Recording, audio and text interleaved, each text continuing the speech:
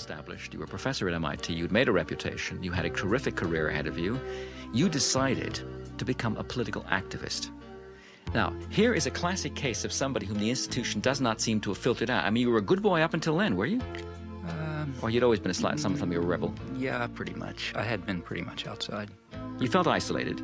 You felt out of sympathy with the prevailing currents of American life, but a lot of people do that. Suddenly, in 1964, you decide, I have to do something about this. What made you do that? Well, that was a very conscious decision and a very uncomfortable decision because I knew what the consequences would be. I was in a very favorable position. I had the kind of work I liked. We had a lively, exciting department. The field was going well. Personal life was fine. I was living in a nice place, children growing up. Everything looked perfect, and I knew I was giving it up. And at that time, remember, it was not just giving talks. I began involved right away in resistance. And I expected to spend years in jail and came very close to it. In fact, my wife went back to graduate school in part because we assumed she's going to have to support the children. These were the expectations.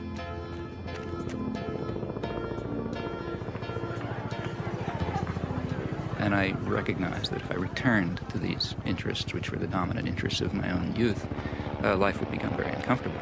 Because I know that in the United States, you don't get sent to a psychiatric prison, and they don't send a death squad after you, and so on. But there are definite penalties for breaking the rules. So these were real decisions. And it simply seemed at that point that it was just hopelessly immoral not to. I'm Noam Chomsky. I'm on the faculty at MIT. And I've been getting more and more heavily involved in anti-war activities for the last few years.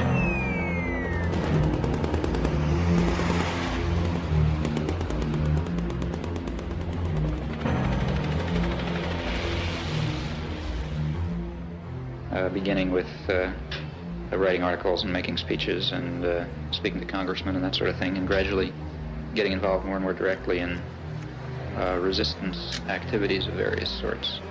I've come to the feeling myself that the most effective form of political action that is open to a responsible and concerned citizen at the moment is action that really involves direct resistance, refusal to take part in what I think are war crimes, to raise the domestic cost of American aggression overseas through non-participation and support for those who are refusing to take part, in particular draft resistance throughout the country.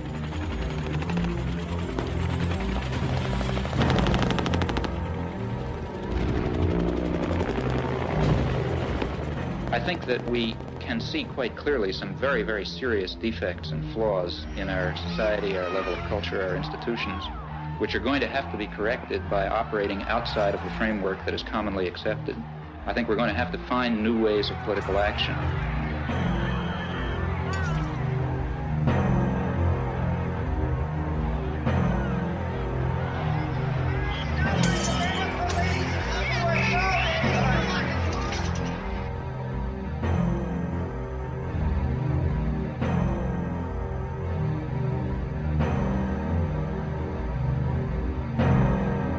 You say the war is simply an obscenity, a depraved act by weak and miserable men. Including all of us, including myself, well, including that's the next sentence, same sentence. So, sure, because you count everybody in the company of the guilty. I think that's true in this case. Yeah, but see, one of the points this is a sense of theological observation, isn't it? No, I don't think so. Because as somebody points out, if everybody's guilty of everything, then nobody's guilty of anything. No, I don't. Well, no, I don't believe that. See, I think the point that I'm trying to make, and I think ought to be made, is that the real, at least to me, I say this elsewhere in the book, what seems to me a very, in a sense, terrifying aspect of our society and other societies is the equanimity and the detachment with which sane, reasonable, sensible people can observe such events. I think that's more terrifying than the occasional Hitler or LeMay or other that crops up.